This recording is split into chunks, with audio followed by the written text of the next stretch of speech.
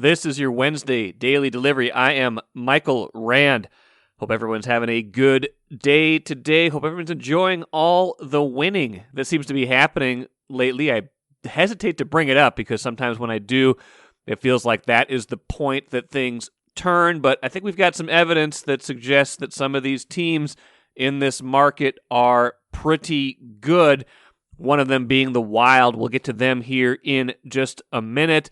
Going to talk some Gopher men's basketball after their dramatic win as well. I'm going to talk some Timberwolves at a certain point here and MLB's looming work stoppage.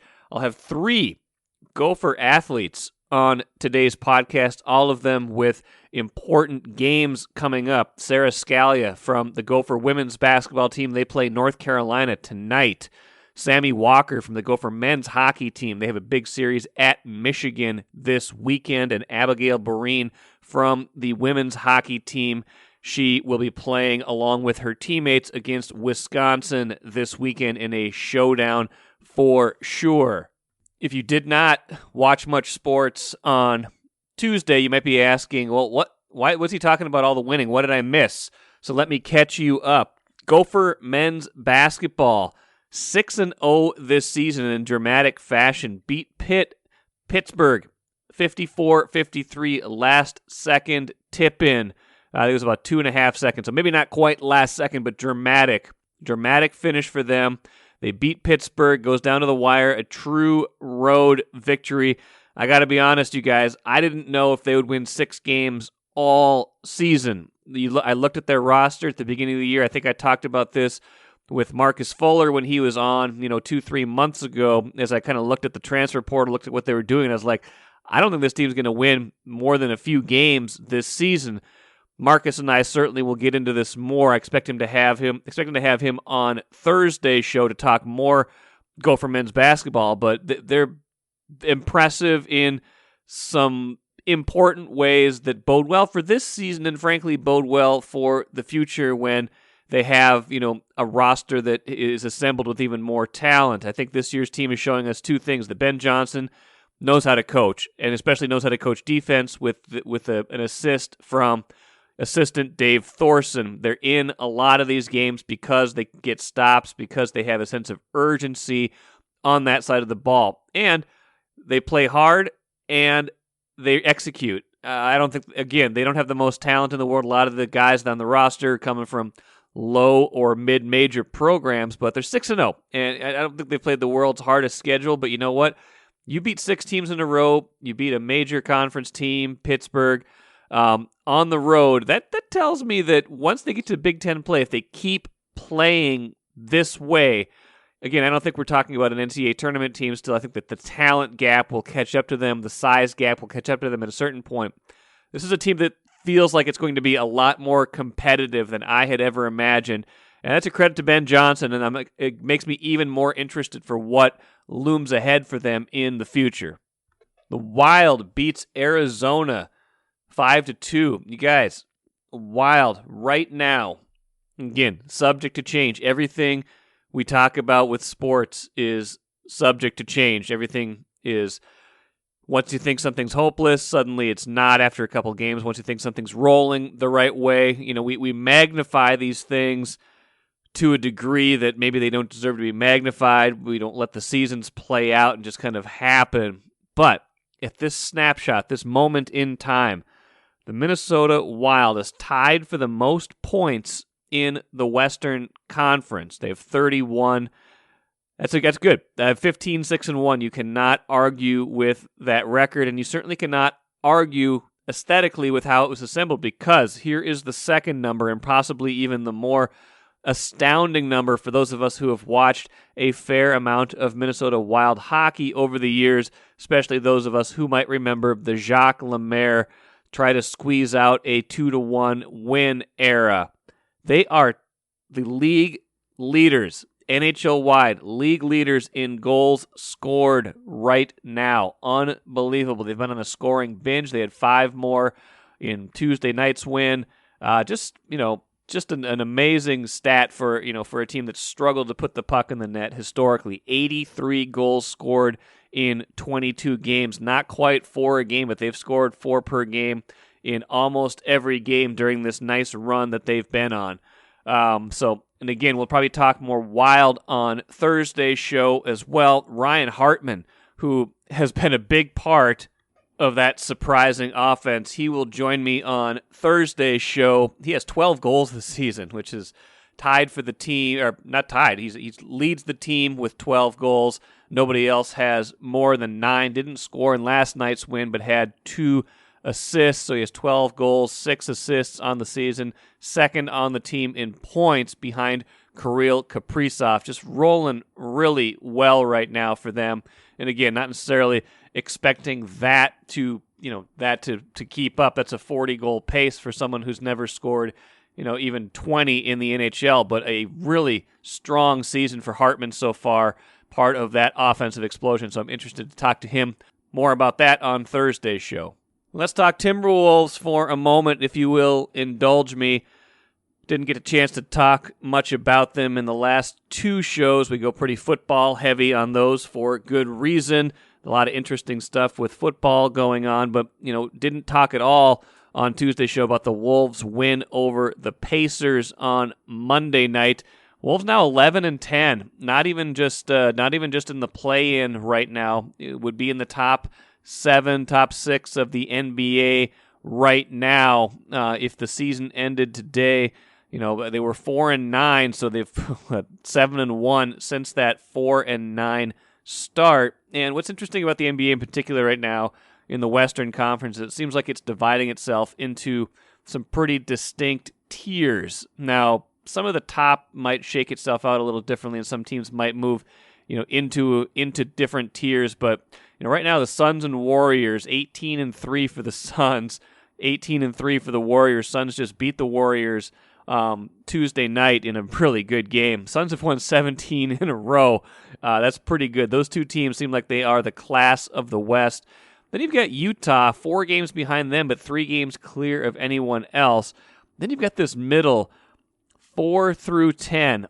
Every single team within a half a game of each other. Mavericks at 10-9, Grizzlies 11-10, Clippers 11-10, Wolves 11-10, Lakers 12-11, Nuggets 10-10, Blazers 11-11. Now, in certain years back in the day, that would be a real problem if you were the Wolves, because it would mean even if you had a good season, you weren't guaranteed to get much, postseason interest. That said, now we go 1 through 10 because you get the play-in, so that's 1 through 10. Then you get to 11.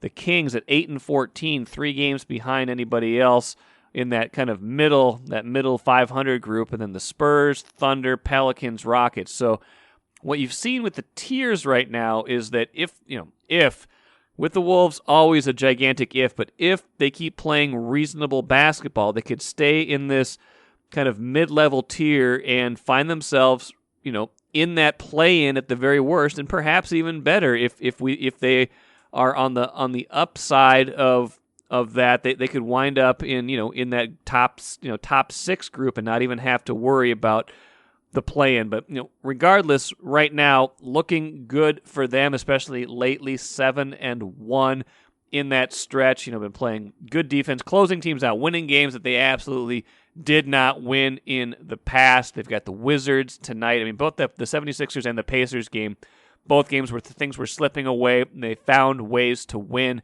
down the stretch. We'll see if they can keep that going. Again, with them, it is always subject to change, but an opportunity again against Washington on Wednesday night.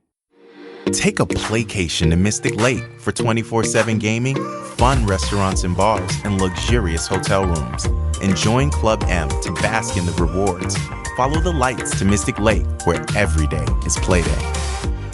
All right, I am happy to be joined today by Sara Scalia from the Gopher women's basketball team. Big game on Wednesday against North Carolina. You guys have been playing a lot of good competition this season, just in terms of non-conference. I'm pretty impressed with the schedule your coach put together for you this year. Yeah, it's been obviously we've played a lot of tough and competitive teams to start, but I think it's good for us, especially for when conference and the Big Ten comes around, just getting prepared for that. So yeah, we've got a couple good wins to start our season to lead us into our conference in a couple weeks. And you guys got to go to the Bahamas, which isn't too bad. You had, I think, 10 threes down there in those 3 games. That's kind of been your, obviously that's a big part of your game. What was that tournament like? And just, finding your range in that tournament. Yeah, I think the tournament was just a good learning lesson kind of for our whole team. But, yeah, I mean, my shot was on. My teammates found me when I was open. And I think we worked together as a team. Obviously, we played some tough teams, UConn and South Carolina and Syracuse. All those teams are down there. So I think we just kind of did what we could, work together, and, yeah. You got to watch, I believe if you got to watch your sister play volleyball while you were in the Bahamas. She won a national title with UW Eau Claire. That must have been pretty cool. Oh, yeah, it was really exciting. I mean, I had good support system on my team and stuff. We got the game set up in the hotel room. So, yeah, we were watching it and cheering her on, and, yeah, they won. So it's really fun and exciting.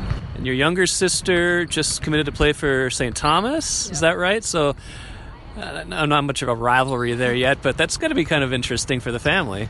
Yeah, I mean, 2 Division I teams in Minnesota.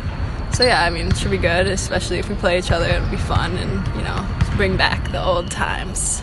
Are you guys going to play each other? Is that's not like... I mean, we've scrimmaged them before, but I don't know. I mean, there's always a possibility. Oh, that'd be kind of cool. Okay, I like the idea of these. I like the idea of those 2 programs playing each other. That'd be kind of fun if this became an actual rivalry. Yeah. Yeah. I mean, it would be. Yeah, it would be fun to play against, especially another Minnesota team that really doesn't happen often. So yeah. I was told that second quarters this year you've had some big outputs. I think you've had some double-digit scoring in 3 different second quarters in particular this season, which is maybe just a coincidence, but when I think any shooter will tell you there's kind of a zone you get into or whatever like that. Is there a place like that you feel like, or when you go into a game, can you tell if you're going to have a good shooting night? I mean, I think it definitely stems from the start of the game and how I'm feeling, but once I hit 1 or 2 shots, I try and just get myself going a little bit, either whether that's just driving, creating for my teammate, or creating my own shot. So I think once I see a couple go through, then I start to get a little bit more confidence.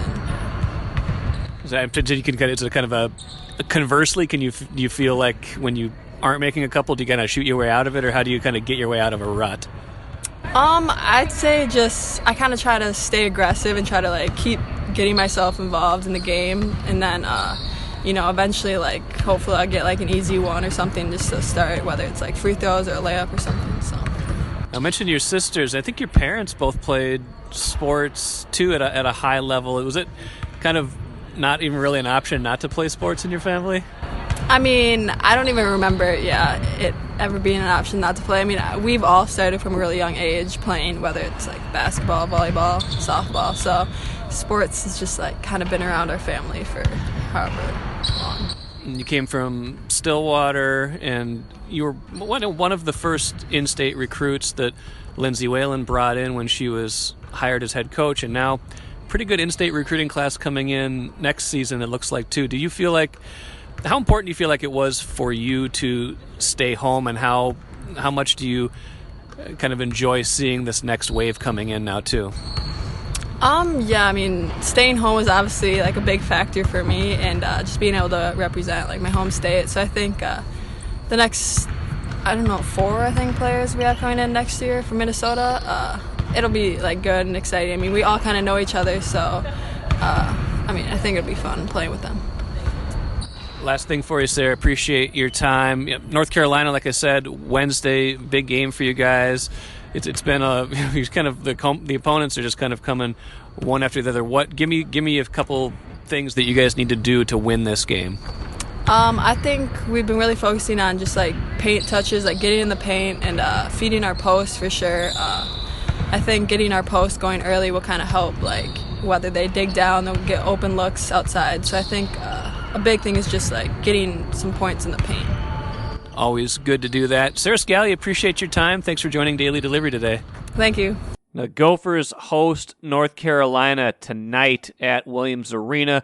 Part of a really challenging non-conference schedule, like I was chatting with Sara Scalia about, they've played UConn, they played Oklahoma, played George Washington, which is a top 50 RPI team. They played a lot of major conference opponents, North Carolina being next up, going to prepare them for the Big Ten, which, starts in 5 days. They play Nebraska on December 6th. That's just 5 days away. That's early next week. And then at Michigan to open the Big Ten road schedule 6 days after that. Then they go back to some non-conference play before resuming Big Ten play. But, Big Ten's going to be tough again this season. It's going to give them an opportunity to, kind of be part of that mix. Hopefully, if you're a Gopher fan, want to see them, be battle tested and be ready to play, and maybe get back into the tournament this season. All right, happy to be joined today on Daily Delivery by Sammy Walker, Gophers men's hockey. Sammy, how you doing? I'm good. Can't complain. Excited for the weekend. You guys play Michigan, then you get like a month off. What do you guys do with a month off? We got finals, so we'll be finishing up the school semester and then hanging out with the guys and then spending some time with the family. So, give me kind of your thoughts on the season so far. You just got off a big kind of emotional series against North Dakota. Where's the team at right now as far as where you want to be? Yeah, I would say the team's really good right now. We're just trying to get better as the weekends go on, and take what we've learned from past weekends and just keep trying to improve and keep getting better and winning games. Kind of a theme of some of the folks I've been talking to today is kind of family and just an athletic background. Your family seems like it's no exception. Was that kind of part of your upbringing growing up, just sports a lot? Oh, yeah, 100%. We were playing sports pretty much, the whole time we were growing up, whether, pretty much every sport, I would say. And I would say that has definitely helped me. Just having two older brothers and that competitive side kind of comes out when you want to beat them, and then they're giving you their best. So yeah. Give me the rundown of all the sports in the family right now. I read it on the bio, but I want to hear you talk about it. Yeah. Well, my dad was when he was growing up, he played every sport, but he stuck with soccer all the way through college, and then my two other brothers played hockey. My older sister did gymnastics, and then my younger sister is currently playing soccer. So it's not just one thing. So usually you get the dad is a hockey player, the son's a hockey player, but he was a soccer player at UNLV, right? Mm-hmm. Yeah, he played hockey, his whole youth and up through high school, I'm pretty sure. So it was obviously nothing new, but yeah, it's kind of interesting because he's a huge soccer fan, and that makes me more of a soccer fan. But yeah, it's interesting. Do you have a team, soccer team? I wouldn't say I have a team. I like watching like Liverpool and Chelsea and those teams. Every time I go home, he's got one of those teams playing on the TV. So yeah, it's kind of fun to be able to watch that. More widespread now. People have totally gotten into the EPL. Mm-hmm. Oh, for sure. Yeah. I don't know. Can't remember. Did you guys get to experience much of the Badger Gopher euphoria last weekend? A little bit. We were playing, but yeah, it's super cool. It's awesome to see that. Happy for them for sure. What about the rest of the year? As you guys think about hitting reset after this weekend, when you come back in January, what's kind of when you cycle into that feels like that's the kind of the phase of the season where everybody's like, okay, now it's getting real. Yeah, I think. Last weekend here, we're just trying to finish strong and take the momentum into break, and then we'll get our rest and spend time with some family, and then hopefully, hit the ground running the second half. And it's always a fun part of the year because, playoffs is coming up, and it's when the fun starts for sure. You feel like the team's identity has evolved yet? I kind of feel like it takes a while sometimes. Yeah, I think we're still figuring out. We're a really good team. We're super skilled, and we just gotta, fine tune, a little bit parts of our game, and I think once we figure that out, we're gonna be a pretty good team. Awesome, Sammy Walker, appreciate it. Thanks for joining Daily Delivery. Sweet, thank you. It's interesting. We were talking to Gopher coach Bob Motzko at his weekly availability right after I talked to Sammy Walker, and he indicated that they're kind of moving Walker around. They've tried him at wing. They've had him at center, kind of experimenting with a lot of different things as they try to get things jump started. I think Bob Motzko really likes this team. They're 9-7 right now, which is fine. I feel like the first part of the season's about tinkering, like he likes to call it, experimenting, figuring out what you have. And then once they play this series and get back from a month-long break, that's when things really kind of ramp up, and you want to know exactly what you have going forward. But he did say 9-7, 5 of those losses by 1 goal, the other 2 by 2 goals. Called 1-goal losses a disease they need to find the vaccine for. Thought that was interesting. He doesn't want that to become a season-long trend, and I can obviously understand why. Those are the kinds of games that will kill you come March when you absolutely can't afford to have losses, and we'll see what they're able to do this weekend at Michigan, a highly touted series. Michigan, tons of top prospects. The draft was just loaded with Michigan guys, the top half of the draft this last year. That should be a good challenge for them going into the break, see if they can come away with at least a split and then get some much-needed rest and figure things out the second half of the season. All right, happy to be joined by Abigail Boreen, senior Gophers women's hockey player. You are from Wisconsin, but went to high school at Hill Murray. Gophers play the Badgers this weekend. Badgers, I think, ranked number 1 in the country right now, if I'm not mistaken. Yeah. Did you grow up in a Gopher household or a Badgers household? Definitely a Gopher household. I actually grew up in Minnesota, and then we moved out to Wisconsin in 2009. But yeah, bleed maroon and gold, always a Minnesota fan, so happy to be here. So what's the Wisconsin rivalry like from your perspective? I mean, women's hockey, these are generally 2 of the best teams in the country. Obviously, we know about what happened with football last week, and that was pretty cool. You guys were in Nashville. First off, I want to ask you about that. Why were you playing women's hockey in Nashville? It's just a Thanksgiving tournament that we were a part of this year. I mean, it's always fun to go to a new place, new atmosphere. So, yeah, that was a fun tournament. But, yeah, regarding the Wisconsin series, I think it's one of the biggest rivalries in women's hockey. And it's always a competitive nature. The atmosphere is just crazy.